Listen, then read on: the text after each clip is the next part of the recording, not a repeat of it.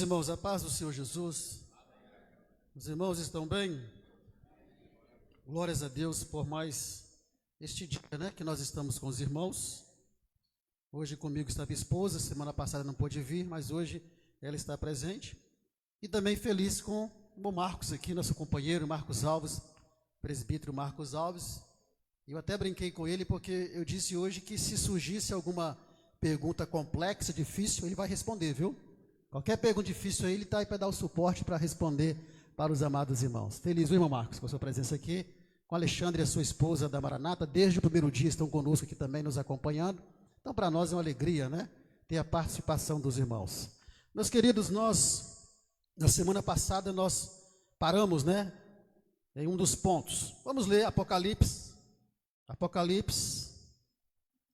capítulo 1, versículo 1 ao versículo 3, que é o nosso texto base para esse sistema de estudo. Apocalipse capítulo 1, versículo 1 ao 3, diz assim: revelação de Jesus Cristo, a qual Deus lhe deu para mostrar aos seus servos as coisas que brevemente devem acontecer. Então aqui está o conceito de escatologia. E pelo seu anjo as enviou e as notificou a João, seu servo, o qual testificou da palavra de Deus e do testemunho de Jesus Cristo e de tudo o que tens visto. Bem-aventurado aquele que lê e os que ouvem as palavras desta profecia e guardam as coisas que nela estão escritas, porque o tempo está próximo. Os irmãos podem estar sentados. Eu estou sentindo falta das perguntas dos irmãos. Nós dissemos que, se algum irmão tem uma pergunta a fazer, é para o irmão anotar essa pergunta no papel, passar para o irmão Hamilton, Hamilton mesmo?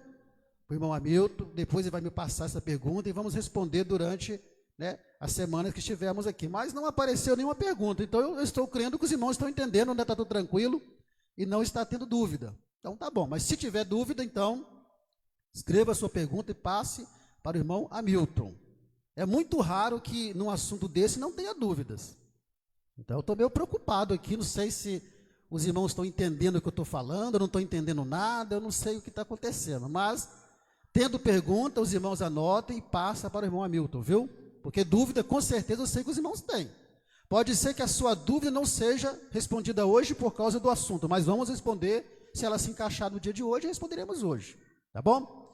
Pois bem, irmãos, na semana passada nós vimos aí, nas duas quinta-feiras passadas, nós tivemos uma introdução à escatologia, o que você vê em vermelho aí é o que nós já abordamos, o arrebatamento da igreja, fomos arrebatados, agora nós estamos diante do tribunal de Cristo, passamos pelo tribunal de Cristo, nossas obras já foram julgadas para o Senhor, pelo Senhor, para galardoamento, para recebermos o prêmio, ou galardão que cada um terá direito pela sua obra que ele realizou, aqui na obra de Deus. Então acabou-se esse julgamento, nós aprendemos que é um julgamento dos salvos, não é um julgamento do juízo final, é um julgamento para retribuição, para galardoamento. Então, fomos julgados, passamos pelo julgamento, e agora, então, nós vamos entrar nas bodas do Cordeiro. Que coisa maravilhosa, essa imagem aí, ela sugere para nós, esse momento em que nós estaremos como noiva de Cristo, a igreja é a noiva de Cristo, estaremos diante de Cristo para as bodas do Cordeiro. Então hoje vamos estudar um pouco sobre as bodas do Cordeiro, entrar na grande tribulação e entrar porque não creio que conseguiremos terminar as bodas e a grande tribulação hoje. Mas vamos lá então, fomos julgados, tudo tranquilo, então agora nós entramos no casamento, nas bodas do Cordeiro. E a primeira coisa que nós precisamos entender é exatamente o que é as bodas do Cordeiro.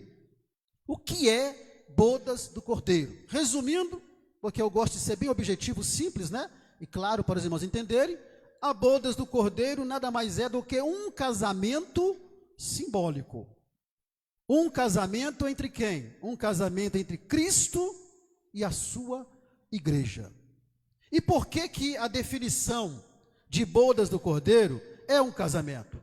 Porque ela possui elementos de um casamento. Então essa celebração que acontecerá ali, né, no céu, agora o tribunal de Cristo, aprendemos que ele será nos ares, sugere para nós o contexto que será nos ares. Após o julgamento, sim, agora entramos sim no céu, e ali acontece então essa celebração chamada bodas do Cordeiro, que é um casamento simbólico. Por que essa celebração ela é um casamento simbólico? Porque, repito, ela possui elementos de um casamento. O que que possui um casamento? Por exemplo, o casamento possui um noivo e uma noiva. Não tem casamento sem noivo ou sem noiva, tem? Eu desconheço um casamento que não tenha o noivo e que não tenha a noiva. Casamento tem que ter noiva e tem que ter noivo. E o que que diz lá em Isaías 62:5? Vamos lá, me ajude os obreiros hoje para nós conseguirmos ganhar tempo, né? O que que diz lá em Isaías 62:5? Então estamos aqui entendendo que bodas do Cordeiro é uma celebração de um casamento simbólico. Por quê? Porque essa celebração, ela possui elementos de um casamento. Primeiro, ela possui noivo e noiva. Noivo, Cristo, noiva, a igreja.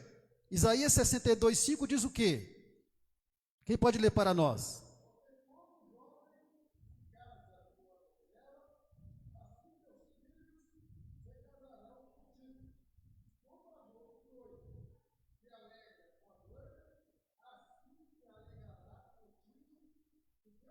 Está vendo? Então, primeira coisa, nas bodas do Cordeiro haverá um noivo e uma noiva.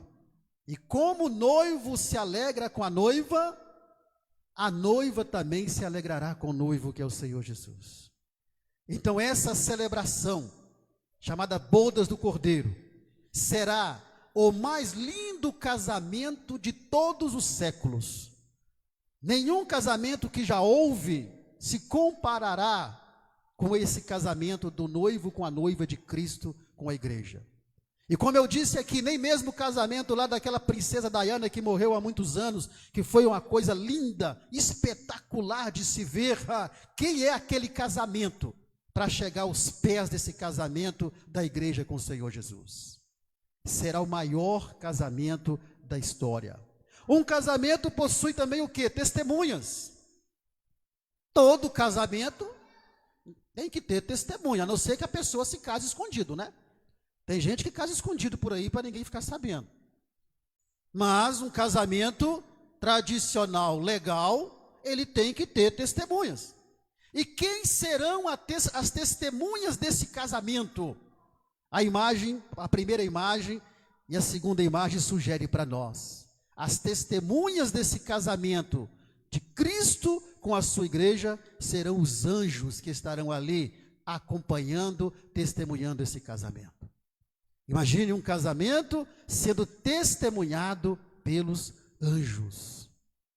Um casamento também, ele possui convidados. Os convidados somos nós, a própria igreja, que seremos não apenas convidados, mas seremos ao mesmo tempo também a noiva que estará casando com esse noivo, que é o Senhor Jesus. Então, por isso que bodas do Cordeiro é um casamento simbólico, porque possui elementos de um casamento. Prosseguindo aqui, vamos lá, prosseguindo aqui, um casamento tem música. Eu não sei qual é a música que vai ser tocada nesse casamento. A música tradicional do casamento, todo mundo sabe que é aquela instrumental, a música tradicional, né?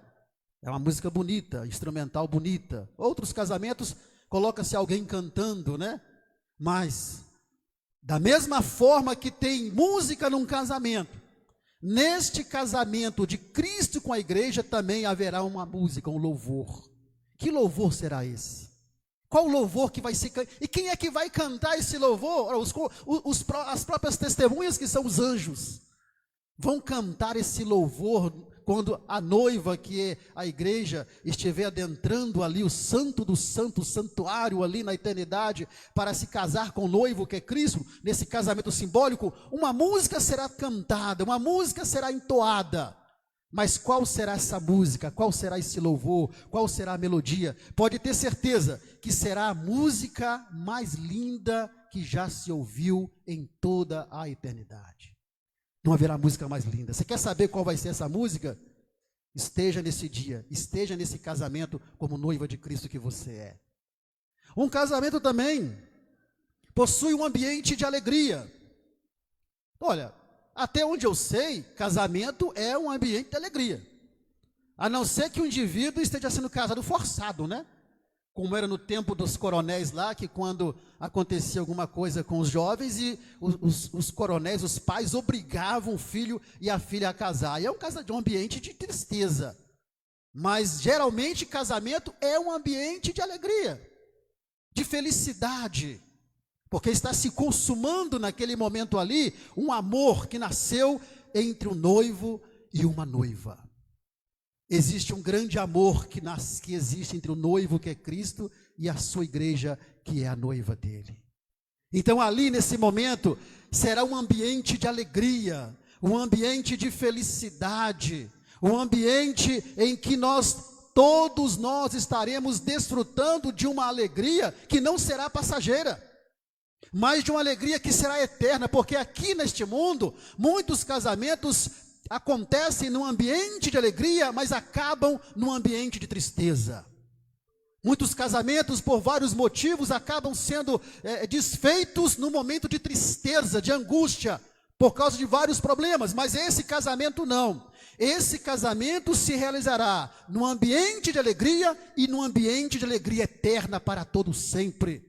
Porque para sempre estaremos ao lado do noivo, que é o Senhor Jesus.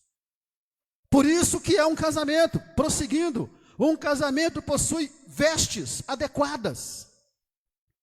Você já viu algum noivo na igreja casar de calça jeans, camisa regata, todo esculachado? Bermuda? Você já viu uma noiva entrar toda esculhambada, arrepiada para casar? Alguém já viu? Quando há um casamento, qual que é o centro das atenções? É quem? Não é a noiva? Todo mundo quer ver a noiva. O noivo, coitado, às vezes é esquecido, mas lá não vai ser esquecido não, porque lá o noivo vai ser o foco principal. Lá o foco principal não é a noiva, é o noivo. Mas no casamento aqui na terra, ninguém casa esculhambado. Existem vestes adequadas para o casamento.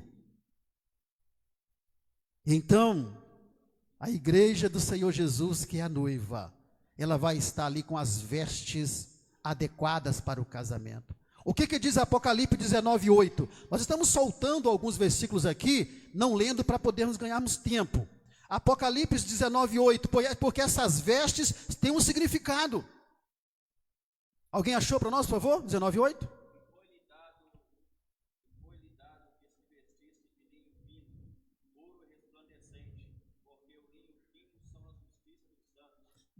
Vestido de linho fino. Isso representa espiritualmente o que? Santidade.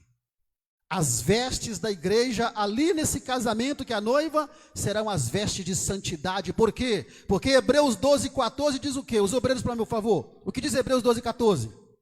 Os obreiros aqui atrás.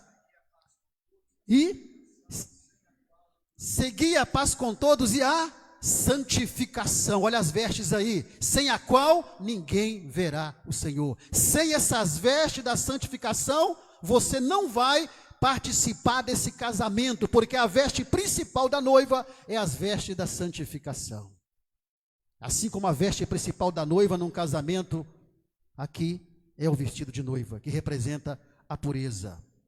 Por que é um casamento? Porque também possui festa. Então, todo casamento necessariamente deveria ter festa. Alguns casamentos não têm por uma questão financeira, mas o natural é que todo casamento tenha uma festa.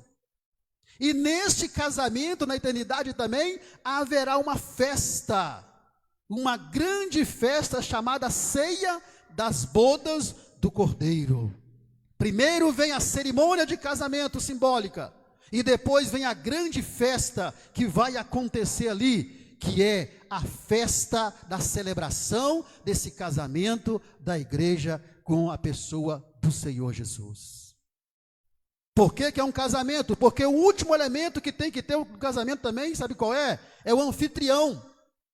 Todo casamento tem um anfitrião, que geralmente, geralmente aqui na terra é o pai de quem? Do noivo, né? E da noiva, não é isso? Pai da noiva. Mas ali na eternidade o anfitrião vai ser o pai do noivo.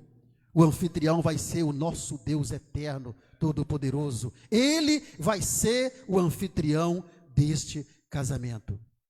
Então, por isso que bodas do Cordeiro nada mais é do que um casamento simbólico, porque possui elementos de um casamento. E este será o grande casamento da igreja com o Senhor Jesus na eternidade. Mas uma pergunta que se faz é, primeiro, quando será esse casamento? Quando é que vai acontecer esse casamento? Se você veio nas 2 quinta-feiras, você já sabe quando é que vai acontecer este grande casamento. E aí eu lanço a pergunta para os irmãos: quando é que vai acontecer esse grande casamento? Quem pode responder para mim? Os irmãos aí embaixo. Quando é que vai acontecer esse grande casamento? Sem medo de responder, sem vergonha. Eu já disse que o crente, para participar de estudo bíblico, tem que ser sem vergonha. Então, sem vergonha, quando é que vai acontecer este grande casamento? Alguém sabe aí embaixo? Hein? Após o tribunal de Cristo. Após o arrebatamento vem o tribunal, e após o tribunal vem exatamente o que? As bodas do Cordeiro. Porque primeiramente a igreja precisa ser julgada nas suas obras para receber o galardão, agora está preparada para essa grande celebração que é a festa ali, o casamento das bodas do Cordeiro. Então será após o tribunal de Cristo. Agora, outra pergunta: onde será esse grande casamento? Alguém sabe? Nós aprendemos na lição passada que o tribunal de Cristo sugere para nós o contexto bíblico que será nos ares. Não será o tribunal no céu, porque antes a igreja tem que ser julgada as suas obras. Mas também não será na terra, porque a terra vai estar numa confusão tremenda, veremos daqui a pouco. Mas após o tribunal de Cristo, esse grande casamento então será onde? Será ali no céu, juntamente com Deus Pai e juntamente com Jesus, que é o noivo, desta igreja maravilhosa.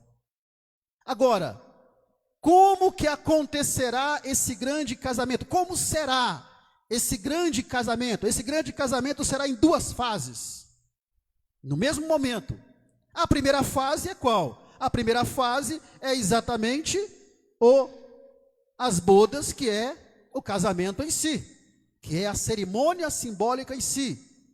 Essa é a primeira fase. A segunda fase será exatamente o quê? A ceia, a festa. E a imagem que você vê aí é a imagem sugestiva do momento dessa ceia, dessa grande festa, em que a noiva de Cristo, que é a igreja, estará participando à mesa do Senhor. O que diz em Apocalipse 19, verso 9? 19, verso 9 do Apocalipse, o que diz lá?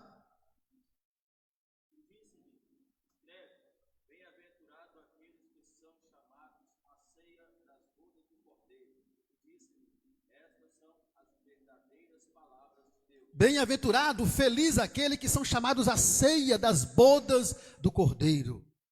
Essa ceia é a festa.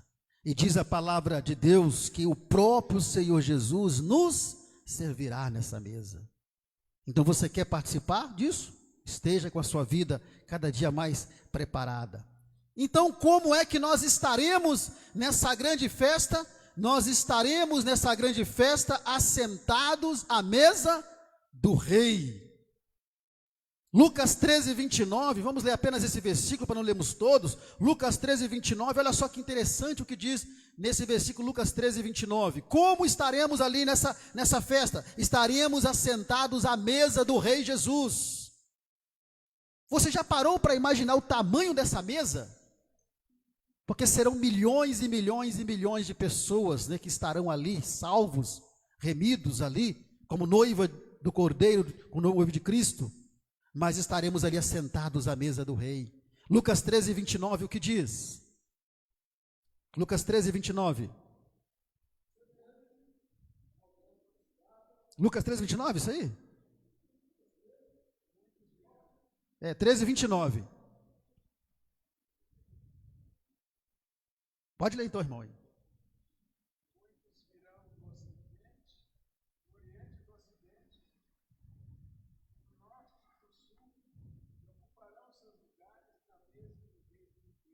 Tá vendo? Ocuparão os seus lugares na mesa do rei. Não vamos entrar em detalhes aqui, porque careceria de um outro assunto. Mas, para você entender que nesta grande festa, nós estaremos assentada à mesa do rei. Você sabe que você está sentada à mesa do rei? E o próprio rei servia você? Hoje muitos fazem todos os esforços para estar sentado à mesa do governador, para estar sentado à mesa do presidente da república, né? Para estar sentado à mesa de uma autoridade, mas nesse dia nós estaremos assentados à mesa dos reis e Senhor dos senhores, que é o Senhor Jesus.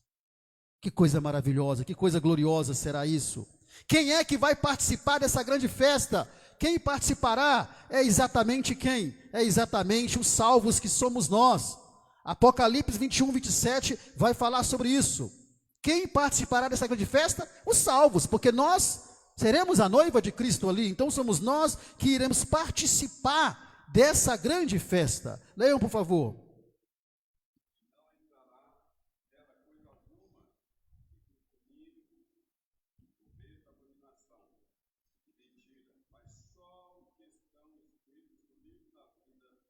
Para entrar na Nova Jerusalém tem que estar nessa condição. Então, para participar dessa grande festa também tem que estar nessa condição. Somente aqueles que foram lavados e remidos pelo sangue de Jesus. Quem não participará? Apocalipse 21, versículo 8, o que diz lá? Porque esses textos podem ser aplicados para essa questão das bodas do Cordeiro. 21, versículo 8.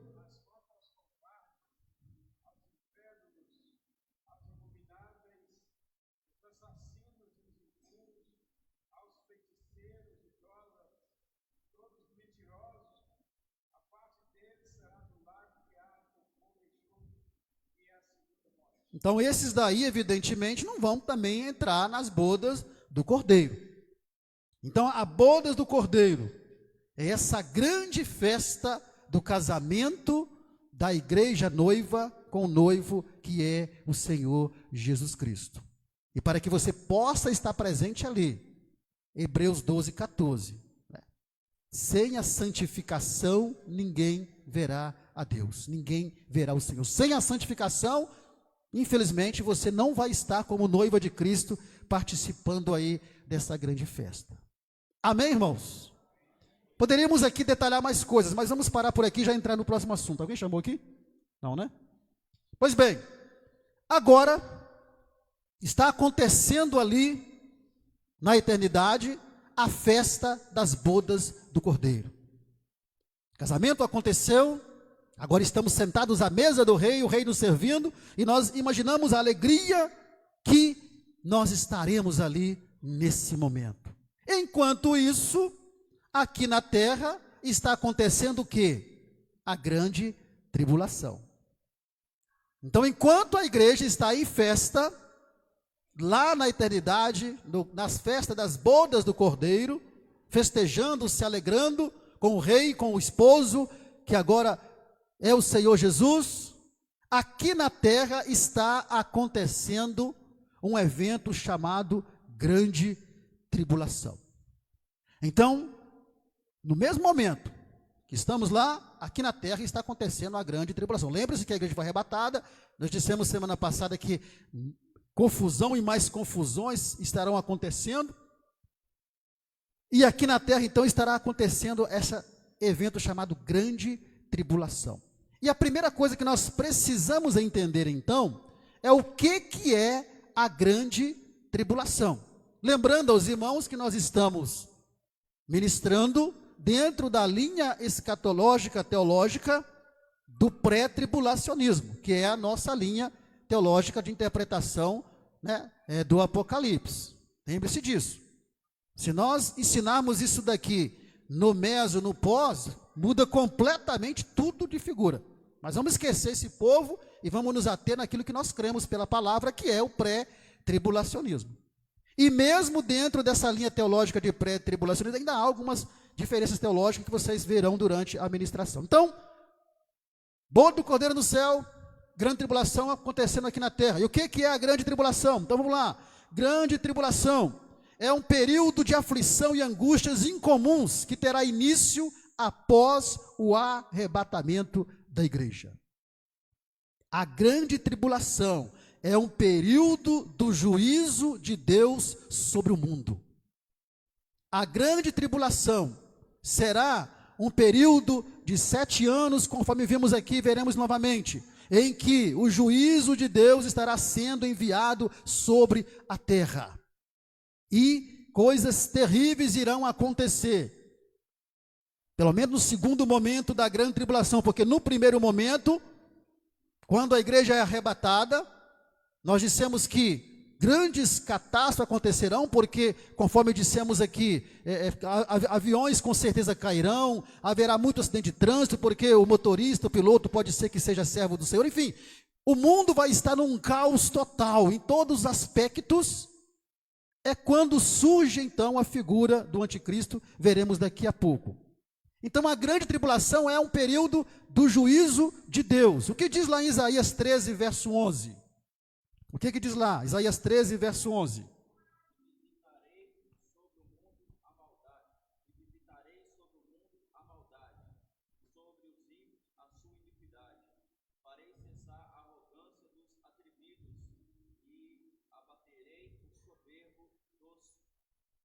Então na grande tribulação vai acontecer tudo isso.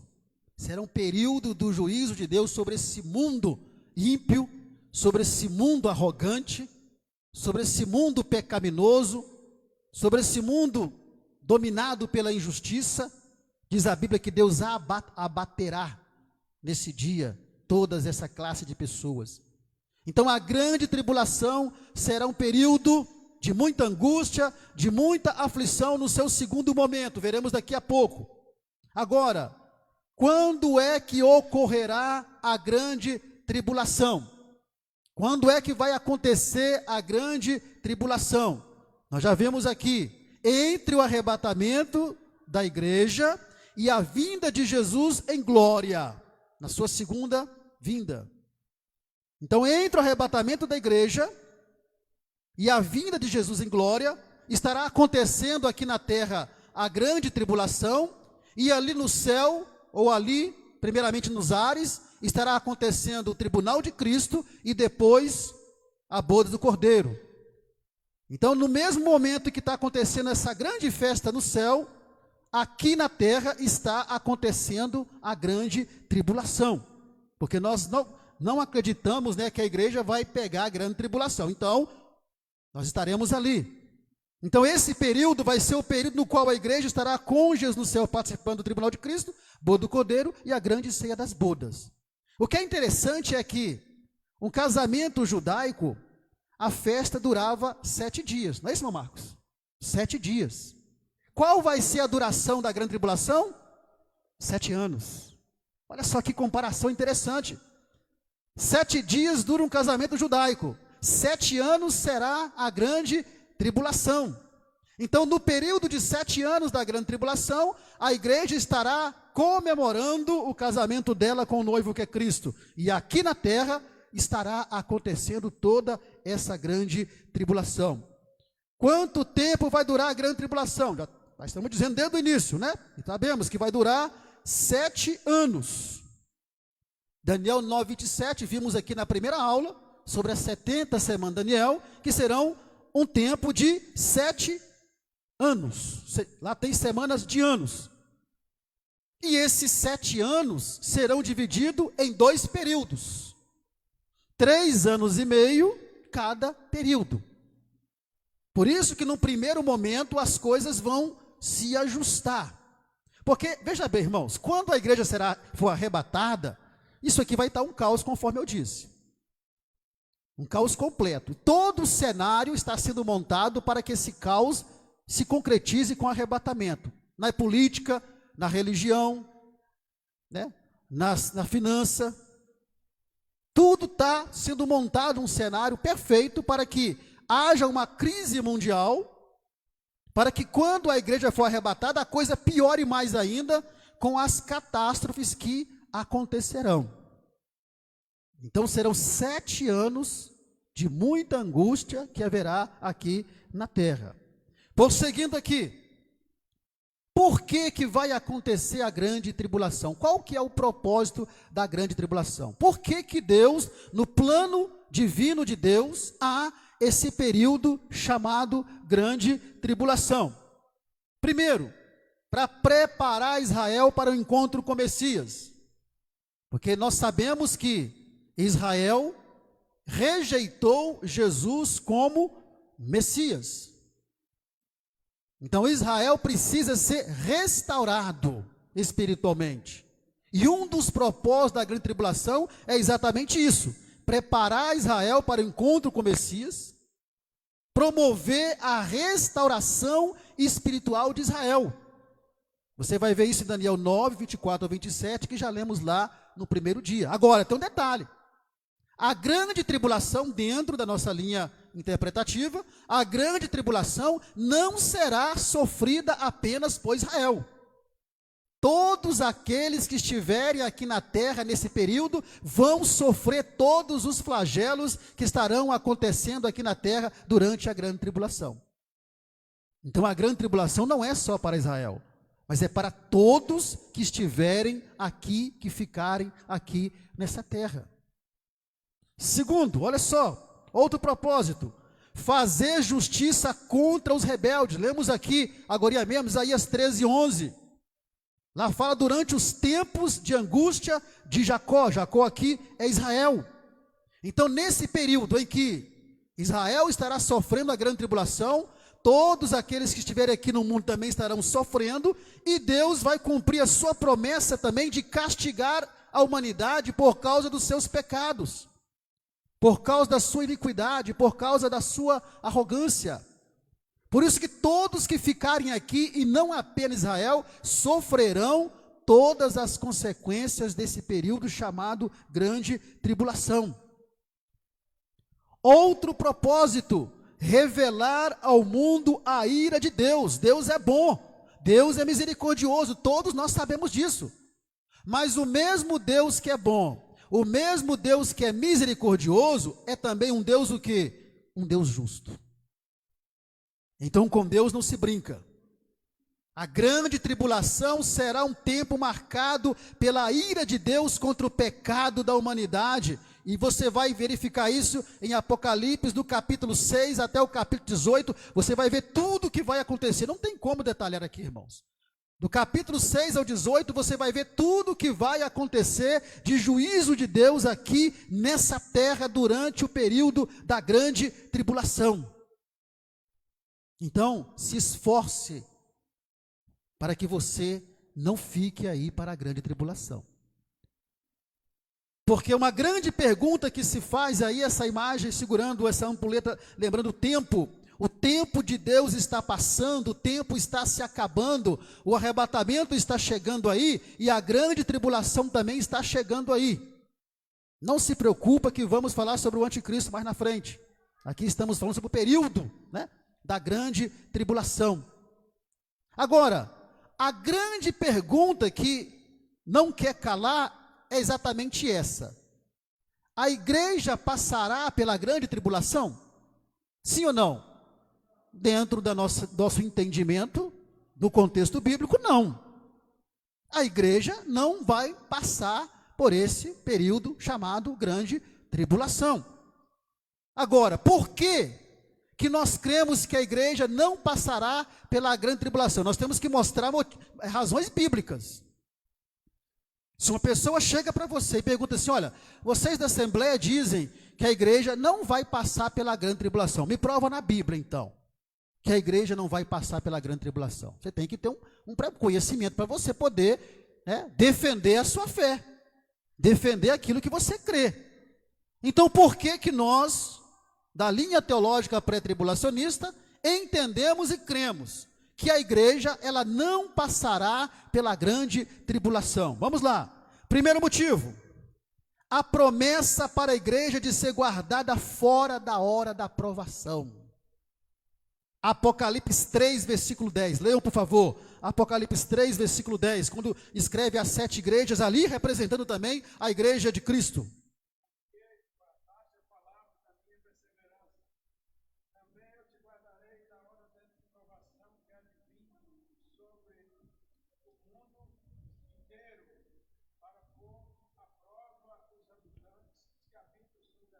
Está vendo? Essa carta foi escrita à igreja de... Qual igreja que é? É de Éfeso, irmão Marcos? Me ajuda aí. De Filadélfia, obrigado. Filadélfia, que representa as igrejas também de hoje. E olha só o que foi dito para essa igreja, que é também uma profecia para a igreja de hoje. Como guardaste a palavra da minha paciência, como você foi fiel, também eu te guardarei na hora da provação que há de vir sobre o mundo, para tentar os que habitam sobre a terra. Então há uma promessa que a igreja será guardada na hora dessa grande provação, e essa grande provação é a grande tribulação que há de vir sobre a terra. Então a igreja, por se manter fiel, olha, como guardaste a palavra da minha paciência, resumindo, como você foi fiel, eu também vou ser fiel a você e vou te guardar. Então a igreja, entendemos que a igreja, ela tem uma promessa da parte de Deus de ser guardada. Guardada aqui é estar fora. Guardada aqui não é ser protegida dentro da grande tribulação, mas é ser protegida fora dela, da grande tribulação. Por isso nós cremos que a igreja não passará por esse período. A igreja é fiel, tá? Porque nós temos que lembrar que existe 2 igrejas dentro de uma igreja. Existe a igreja fiel e a igreja o quê? A igreja infiel. A igreja infiel vai ficar aí, mas a igreja fiel vai subir. E essa igreja vai ser protegida contra a grande tribulação. Por quê? Porque ela estará onde? Ela estará, primeiro, no tribunal de Cristo e segundo, nas bodas do Cordeiro. Já vimos aqui. Vamos lá então, segunda razão, porque cremos que a igreja não passará pela grande tribulação. A tribulação é um período de derramamento da ira de Deus, da qual a igreja está isenta. A grande tribulação, ela é identificada na Bíblia com outros termos: tempo de angústia, ira, tempo de aflição. Leiam para mim aí Apocalipse 6:17. Vamos ler aqui. Então, estamos aqui analisando as razões bíblicas por que nós cremos que a igreja não passará pela grande tribulação. Apocalipse 6:17.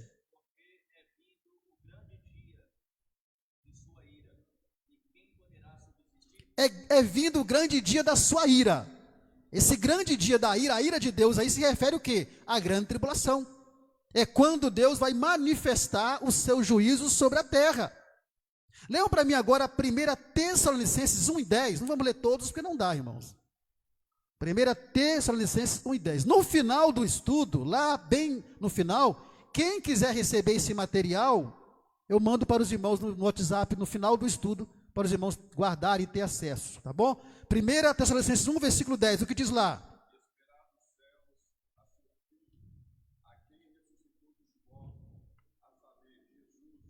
Ó. A esperar dos céus o seu Filho, a quem ressuscitou dos mortos, a saber, Jesus, que nos livra da ira futura. Essa ira futura é outro termo usado para identificar o quê? A grande tribulação. Nós vamos esperar Jesus vir dos céus. Isso vai acontecer no arrebatamento. E aí esse Jesus vai nos levar para estar com Ele. Assim a igreja vai estar o quê? Livre da ira futura. Vai estar livre da grande tribulação. 5 versículo 9, 1 Tessalonicenses. O que diz lá? Esse aqui fecha tudo. Não, 1 Tessalonicenses 5, versículo 9. 5, versículo 9. Isso, versículo 9 de 1 Tessalonicenses. Esse aqui fecha tudo.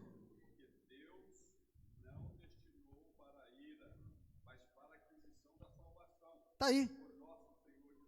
Ora, se você tem o entendimento que a grande tribulação, ela é identificada na Bíblia por vários termos, e um dos termos é ira, olha só o que Paulo está dizendo aos irmãos de Tessalônica, após falar sobre o arrebatamento da igreja.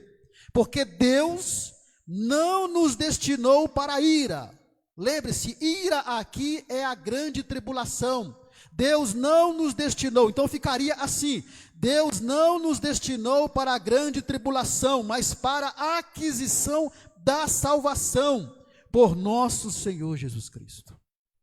Essa é mais uma razão, porque nós cremos que a igreja não passará pela grande tribulação. Lembre-se, o que você está reaprendendo aqui não é motivo para você ficar discutindo com ninguém. Não queira pegar um pós-tribulacionista, um meso ou um mid, que você vai passar raiva. Paulo disse o seguinte: olha, evite questões tolas. Conforme eu disse aqui, você tem que estar preparado para encontrar com o Senhor. Isso você tem que estar. Não perca tempo discutindo ou debatendo. Sabe por quê? Porque isso leva para o campo pessoal e daqui a pouco começa a brigar um com o outro, xingar um ou outro. Não vai chegar a lugar nenhum. Então, se você crê assim, continue crendo assim. E não queira discutir com ninguém, porque não há necessidade. Prosseguindo. Outro motivo bíblico porque nós cremos que a igreja não passará pela grande tribulação. O arrebatamento só pode ser iminente se for pré-tribulacionista. Leia para mim 1 Tessalonicenses capítulo 5, versículo 6. 5 e 6.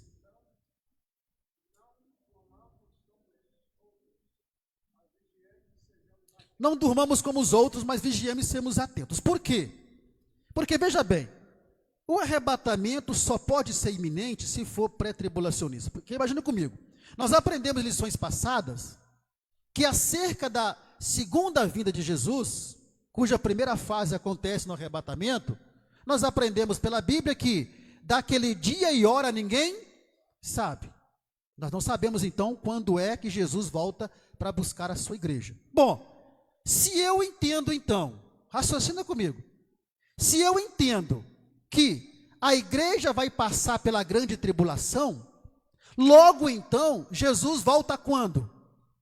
Alguém pode me responder? Olha só, de novo, se eu entendo que a igreja vai passar pela grande tribulação, ou seja, antes do arrebatamento, ela vai passar pela grande tribulação, logo eu posso calcular que Jesus voltará quando?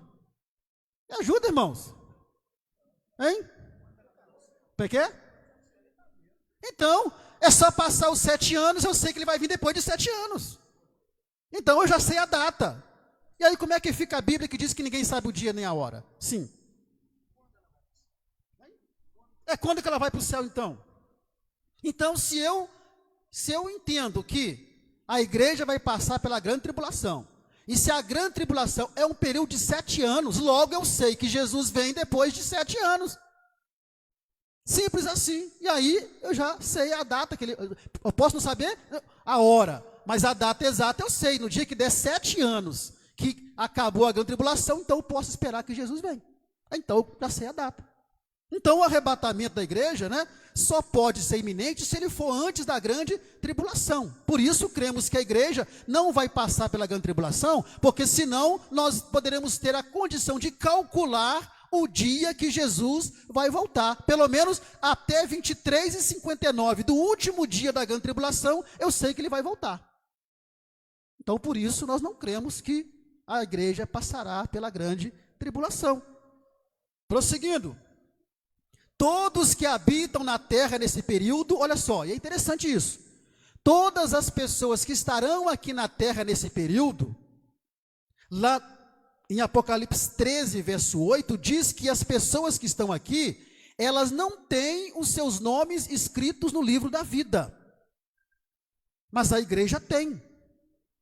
Então, se a igreja tem o nome escrito no livro da vida, e aqui vai dizer que os que estão aqui na grande tribulação não têm o nome escrito no livro da vida, logo então a igreja não estará aqui. 13:8 de Apocalipse, o que diz lá?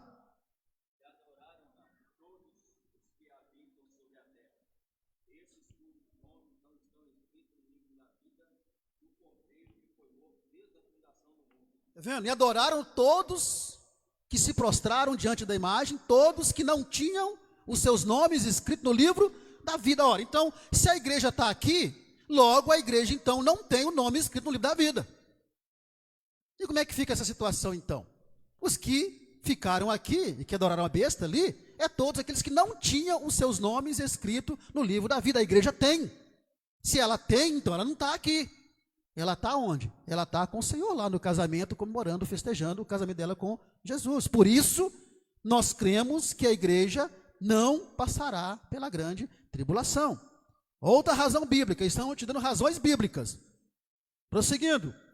A Escritura Sagrada afirma enfaticamente, aqui que é um tema muito interessante, onde eu disse lá atrás que dentro do próprio pré-tribulacionismo há algumas diferenças teológicas. Porque a Escritura Sagrada afirma enfaticamente que o anticristo não poderá ser revelado antes que o Espírito Santo seja retirado. Vamos ler isso aqui. Onde ele habita nos corações dos cristãos verdadeiros. Agora, leiam para mim, por favor, 2 Tessalonicenses 2, versículos 6 a 8. Vamos entender essa questão aqui do Espírito Santo sendo retirado. 2 Tessalonicenses 2, versículos 6 a 8.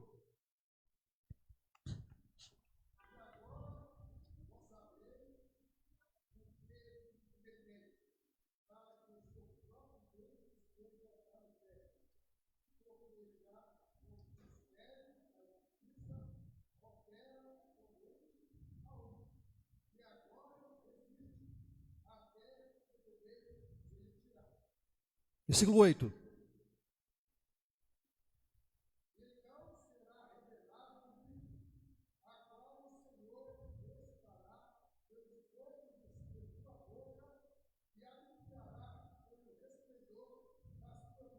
Vamos lá. Bom, o contexto aí vai nos informar que o homem da perdição, que é o anticristo, é outro termo usado para identificar o anticristo, ele não se manifestará e existe um que o detém, até que do meio seja tirado. Aí então irá se manifestar, será revelado o iníquo. Bom, a questão é, o Espírito Santo, ele será totalmente retirado da terra?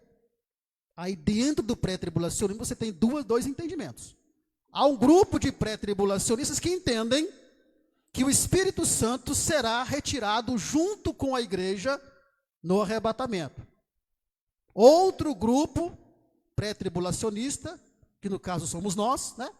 Entendemos que o Espírito Santo, ele não será retirado da terra. Vamos explicar por quê. Por quê? Durante a grande tribulação, o Espírito Santo não será retirado da terra. O Espírito Santo será retirado de sobre a igreja que estava na terra. Ou seja, o Espírito Santo não vai ser retirado, na nossa linha teológica, o que vai ser retirado é a atuação dele sobre a igreja. Por quê? Porque a igreja não estará mais aqui. Então não vai mais precisar da atuação do Espírito Santo no meio da igreja, com dons espirituais, né? Batizando com o Espírito Santo. É essa atuação, é essa habitação do Espírito Santo na igreja, porque Paulo vai dizer que nós somos templo do Espírito Santo. Então o Espírito Santo, ele mora onde? Mora na terra? Não, ele mora em nós. Ele habita em nós. Então quando a igreja for arrebatada, quando fala que vai ser retirado da nossa vida. Por quê? Porque nós não vamos mais precisar do Espírito Santo. Nós vamos estar onde? Vamos estar na eternidade com Jesus. Mas o que nós temos que entender é que o Espírito Santo, ele tem um papel fundamental na conversão do ser humano. João diz que o Espírito Santo é quem o quê? Convence. E nós vamos chegar daqui a pouco em outra questão, é que durante a grande tribulação, nós veremos daqui a pouco, haverá a oportunidade de salvação para aqueles que ficarem aqui. E quem é que vai convencer essa pessoa? É o Espírito Santo. Então, por isso, ele não pode ser retirado totalmente daqui. O que vai ser retirado, repito, é a habitação dele em nós, porque não precisaremos mais. E o que vai ser retirado é a atuação dele sobre a igreja que não mais estará aqui. Mas ele ficará para poder o quê? Convencer aqueles que ainda que não vão se dobrar diante da imagem da besta. Vamos ver aqui Muitas pessoas não vão aceitar o sinal da besta e não vão se dobrar. Quem é que vai convencer essas pessoas a fazer isso? Tem que ser o Espírito Santo, não tem outra, esse é o papel dele. Então, vamos aprofundar mais sobre esse assunto daqui a pouco. Então, a igreja não passará pela grande tribulação. Isso é fato dentro daquilo que nós cremos por nossa linha teológica. Pois bem, prosseguindo. Sendo assim, então, o que vai acontecer durante o período da grande tribulação? Como vai ser a dinâmica da grande tribulação? Dentro daquilo que nós entendemos pela palavra de Deus. Então, é dividido em 2 períodos, de 3 anos e meio, já vimos isso. É um período de 7 anos, dividido em 2 períodos de 3 anos e meio. Como serão os primeiros 3 anos e meio? Vamos lá, olha só. Nos 3 primeiros anos e meio, a terra estará sentindo os efeitos do arrebatamento da igreja, que é caos, tristeza, colapsos econômicos, afetarão a toda a humanidade. Então, nos 3 primeiros anos e meio, a terra vai estar num caos. No início ali dos 3 primeiros anos e meio. E aí, um povo desapareceu. Que povo que é esse? A igreja. As pessoas perderão seus parentes. E aí vem uma possibilidade, tá, irmãos? Uma grande justificativa do anticristo para justificar o desaparecimento dessas pessoas, porque ele não vai dizer que foi Jesus que arrebatou. Ele é bobo, né, pastor? Ele não vai falar que foi Jesus que arrebatou esse povo todo. Então, veja bem, uma possível desculpa que o anticristo vai usar para justificar o desaparecimento de milhões de pessoas em todo o mundo, poderá ser a seguinte: olha, o que aconteceu é o seguinte, essas pessoas que desapareceram, ele não vai usar o termo arrebatado, essas pessoas que desapareceram, elas foram abduzidas por extraterrestres e foram levadas para um lugar onde elas irão evoluir, porque elas precisam evoluir espiritualmente. Então, elas foram abduzidas para esse lugar de evolução espiritual. Aí você começa a entender o porquê de tanta gente querer fazer acreditar que existe o quê? Seres em outros planetas. Porque aí quando surgir essa desculpa, a humanidade já vai estar familiarizada com essa questão de extraterrestre, disco voador e vice-versa, então vão aceitar facilmente essa desculpa, essa justificativa do anticristo pelo desaparecimento das pessoas. Então por isso que você tem hoje os movimentos de ufologia, né? E vez ou outra você vê aí falando de ET para lá, ET para cá e aquela coisa toda, para poder familiarizar a humanidade com esse assunto. Para que nesse dia vai ficar fácil as pessoas, realmente essas pessoas que sumiram foram abduzidas aí, estão em algum lugar aí evoluindo espiritualmente. E depois voltarão para o nosso convívio já evoluídas, né? Já evoluídas. Prosseguindo. Como será a grande tribulação? Então, nesse momento aí, de caos, de confusão, milhões de pessoas que desapareceram, acidentes, catástrofes, a economia arrebentada, a política sem uma liderança, tudo confuso. É nesse momento que entra em cena quem? A pessoa de um homem chamado Anticristo. Um homem político, um homem com poderes satânicos, um homem que vai ganhar o controle mundial com promessas de paz. Ele vai trazer uma promessa de paz, ele vai apresentar uma solução para todos os problemas que estarão acontecendo nesse início dos 3 anos e meio, primeiro ali da grande tribulação. Ele vai apresentar ali soluções. A primeira solução é justificar o desaparecimento das pessoas. Eu já disse, foi o disco voador que levou e vão evoluir, está resolvido. Mas agora tem a economia, tem a política, tem a religião, que está uma confusão, e ele vai fazer promessa de paz. Leiam para mim Daniel 9:27 aí. Olha o que ele vai fazer. Daniel 9:27. Daniel 9:27. Quem achou, pode ler para nós aí.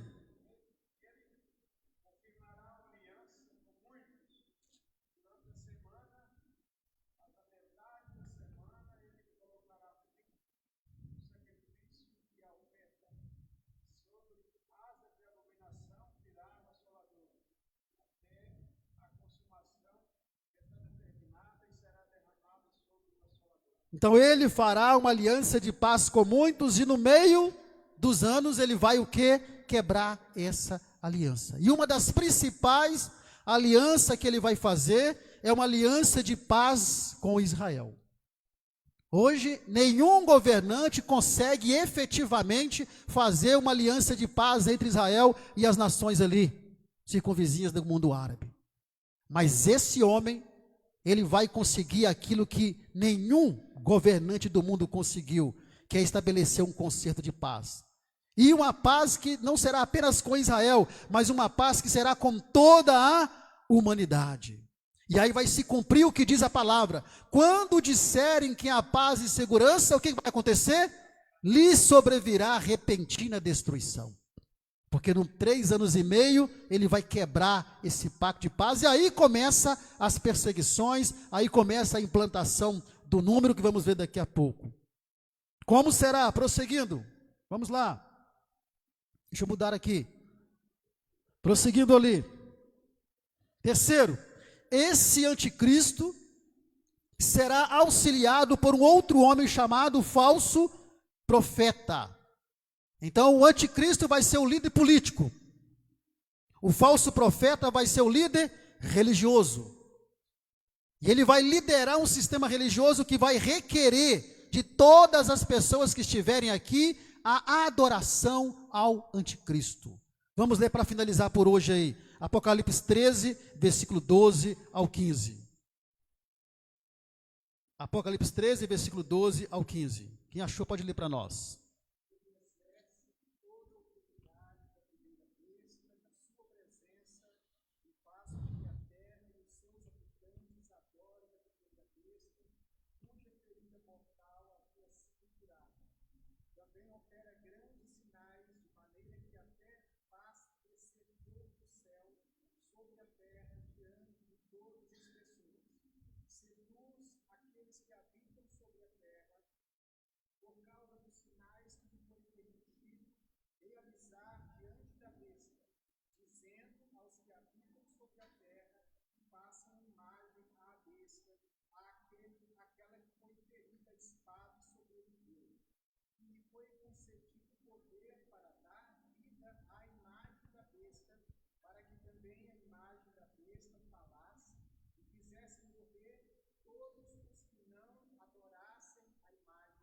Olha só, então nós vamos ter aqui, na grande tribulação, a atuação de uma tríade satânica. Não é trindade não, viu? Porque trindade é só o Pai, Filho e Espírito Santo, é uma tríade. Teremos a operação de uma tríade satânica. Satanás, o anticristo, que é a mesma besta que você leu aqui, e o falso profeta. Então eles vão, simplesmente, esse homem, ele vai conseguir unificar toda a terra em 10 reinos. Aí você vai lembrar de 10 chifres, 10 cabeças.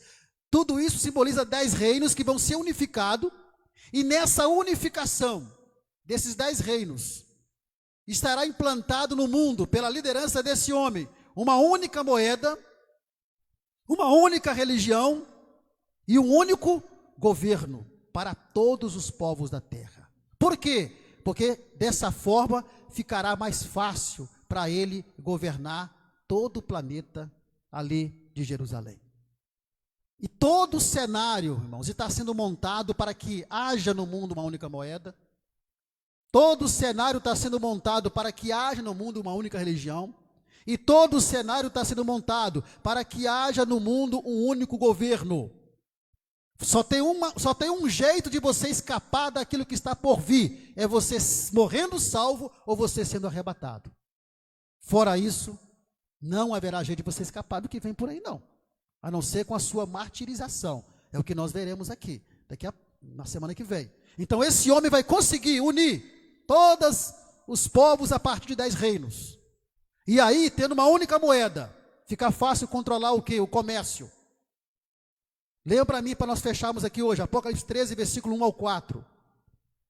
13, versículo 1 ao 4, para fecharmos por hoje. Quem achou pode ler.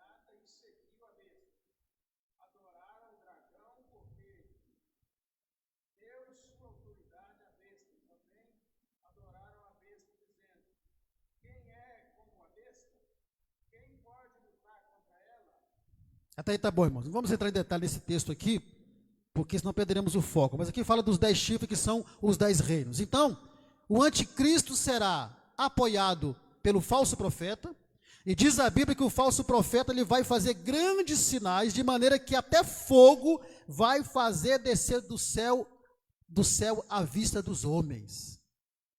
Imitando quem? Imitando o profeta Elias, né? Que foi o homem que orou e desceu fogo do céu lá sobre o holocausto ali dos adoradores de Baal.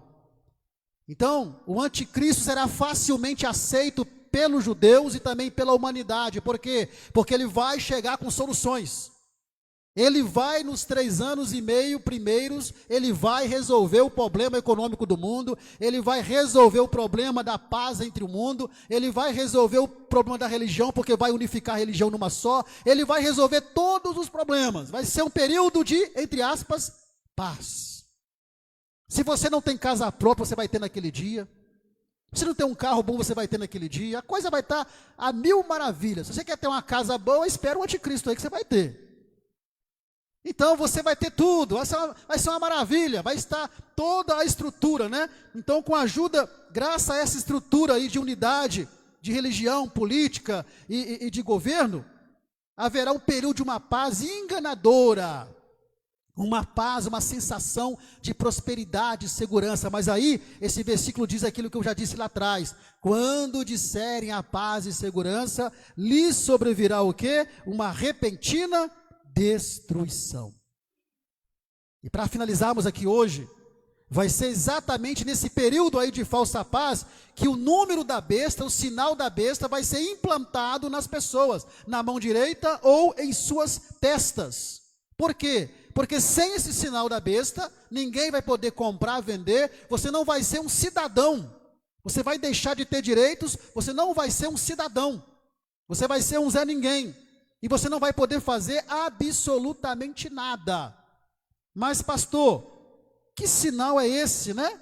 Que sinal da besta é esse? Seria o chip? Não sei, pode ser, vai saber, né? Porque alguns estão afirmando que vai ser o chip, eu não vou afirmar nada, eu não sei que sinal pode ser o chip, sim, não podemos descartar essa possibilidade que seja um chip implantado na palma da mão, ou um chip implantado na testa. Aliás, já estão trabalhando, né, para que isso aconteça, mas se vai ser, eu não posso afirmar. E também você não tem que preocupar com isso, a não ser que você queira ficar aí para você saber, né, conforme eu disse. E eu não creio que você queira ficar para saber se vai ser chip, o que não vai ser chip. Isso não é importante para nós.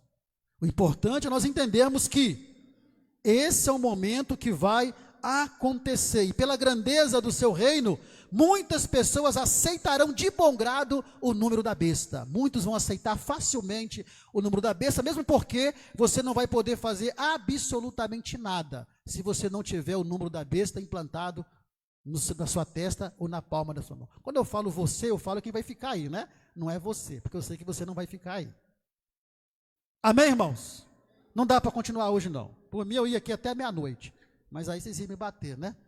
Eu ia ter que sair daqui apanhando, né? Vamos ficar de pé e agradecer a Deus. Semana que vem, então, nós vamos dar continuidade. E semana que vem nós vamos falar sobre os últimos 3 anos e meio. Hoje nós falamos sobre os primeiros 3 anos e meio. Como é que vai ser? Vai ser tudo numa falsa prosperidade e numa falsa paz. E semana que vem vamos entrar nos últimos 3 anos e meio. Aí é que o bicho vai começar a pegar. Aí que a coisa vai apertar, porque agora ele vai mostrar as garras dele, ele vai mostrar quem realmente ele é. Vamos orar então, né? Grandioso Deus, em nome de Jesus, nós glorificamos o teu nome e agradecemos ao Senhor por mais este dia. Meu Deus, que nós estejamos preparados para encontrarmos com o Senhor, seja individualmente, ó Pai, ou pelo arrebatamento coletivo da igreja.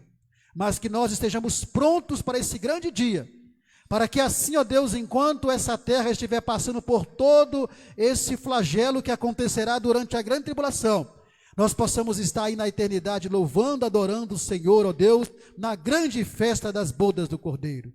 Ajuda-nos, ó Deus, a sermos vencedores, para que isso venha a acontecer conosco. É o que nós te pedimos, em nome do Senhor Jesus. Amém, amém. Que Deus abençoe os irmãos.